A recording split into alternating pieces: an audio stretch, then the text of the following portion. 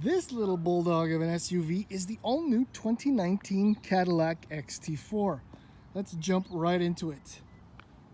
Are the proportions not perfect? Zero or nearly overhangs all around? And as I'm going to walk around, you're going to notice that this is probably the best effort Cadillac has so far put forward for some of its signature design cues, namely those headlights. I mean, Cadillac's been at it for, I don't know, over a decade trying to figure out how to make them work. I love how they cut into the fenders. I don't know, it really works well. It's really sharp looking from every angle. And while I walk around to the back, know that the base price for the front-wheel drive version is $34,400. All-wheel drive is an extra $3,400 give or take, which is an absolute must, and there you have it. Those taillights, I don't know, instantly recognizable as Cadillac, and they're so beautifully blended into the pillar, into the hatch. I'm totally blown away by this. My Tester is a premium luxury. There's also a sport version in name, I suppose. And it starts at $42,795. You get all kinds of little bells and whistles on the inside, obviously, when you step up to a premium luxury. But my Tester has there's a kitchen sink in there somewhere, I'm pretty sure. I get the Radiant package, which is kind of the, I guess what the name suggests, is it makes it glow or something. It includes these 20-inch wheels, which fit the vehicle very nicely. Also has a technology package, driver assist package, for a grand total of just under $54,000.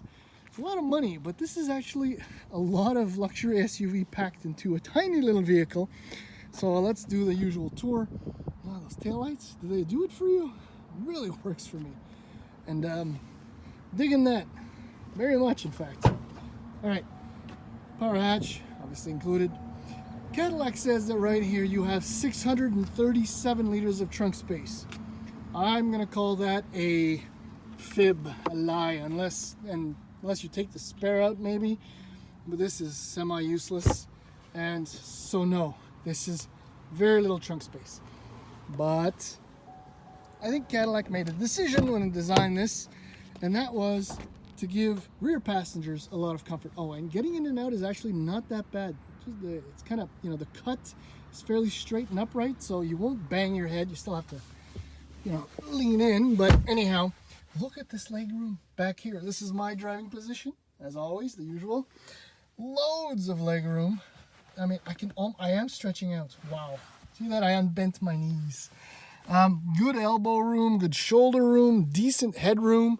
And that's despite this massive panoramic sunroof that goes on and on and on and on. Anyway, that was pointless. Sorry about that.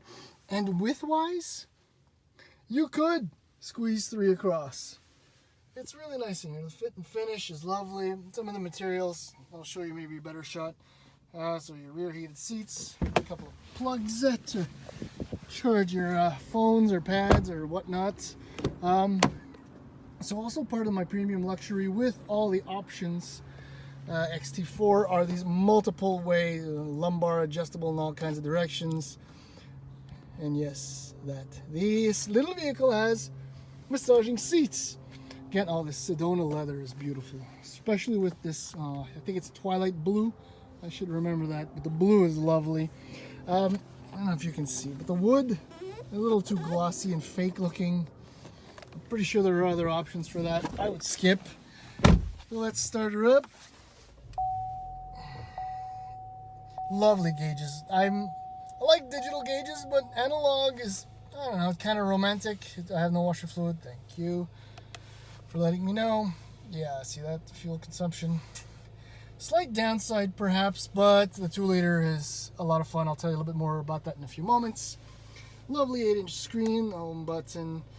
You know, all the apps are included. Everything's, some redundant controls as well. This is beautifully laid out. I love an entire series of buttons. And yes, ventilated and heated seats, of course. And there's a heated steering wheel that's actually standard with the vehicle. This one has the driver assist package with the intelligent cruise control. Yeah, there's that glossy wood. I don't know, there isn't much of it. It's not so bad. I love the contrast stitching. What else?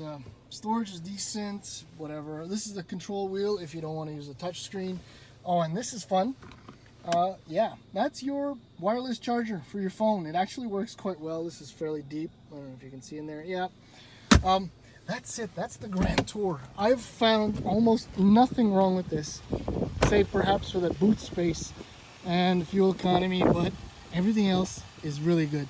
So let's take her out for a little. Okay, I have to admit, yes, I'm gonna put my sunglasses on because it's sunny.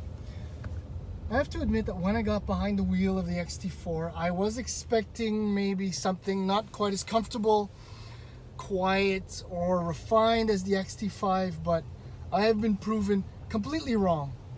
So it's a good drive, good ride. But here's one thing that I'm going to have to address at this very moment. There's a drive mode. This is all-wheel drive, as I've mentioned. My little icon there says two-wheel drive. If I want all-wheel drive, I have to go through the mode button. Press it once, press it twice to activate the all-wheel drive.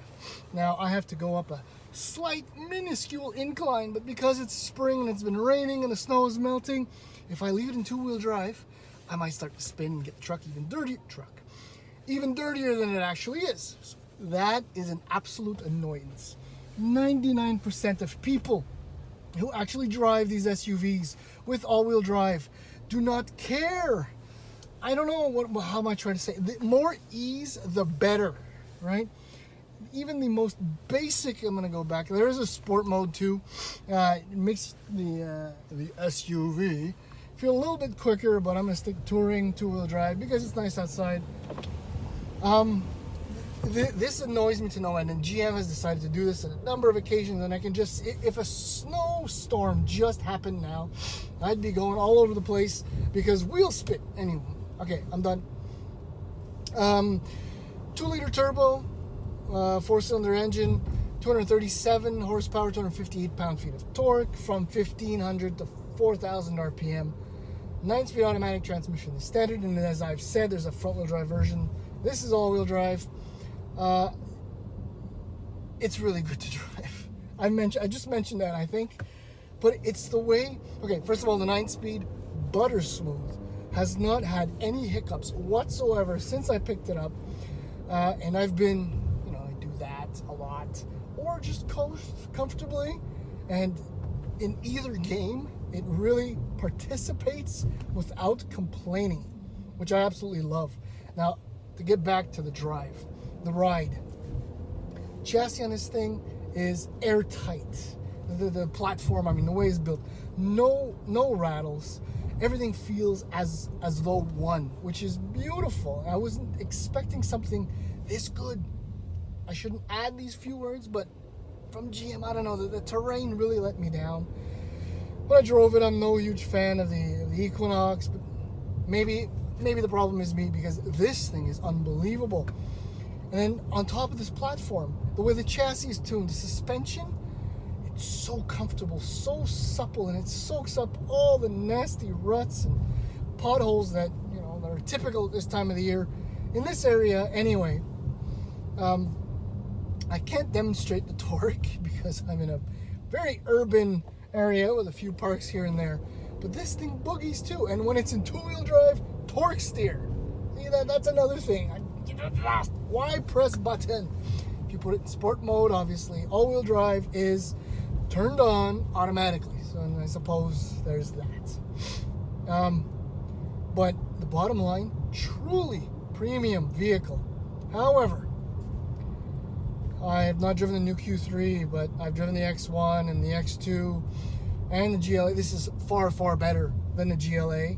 Do not even ask yourself the questions. I'm telling you. The old Q3 was an equal disaster, but the new one apparently is great. So this could be a contender, but I can't imagine that Cadillac is going to sell tens upon thousands of them. But it deserves the love. What am I trying to say? And it's better than the Japanese options. I like it better than the NX. The UX, I will find out very shortly if it's worth it. But on looks alone, I'm telling you no.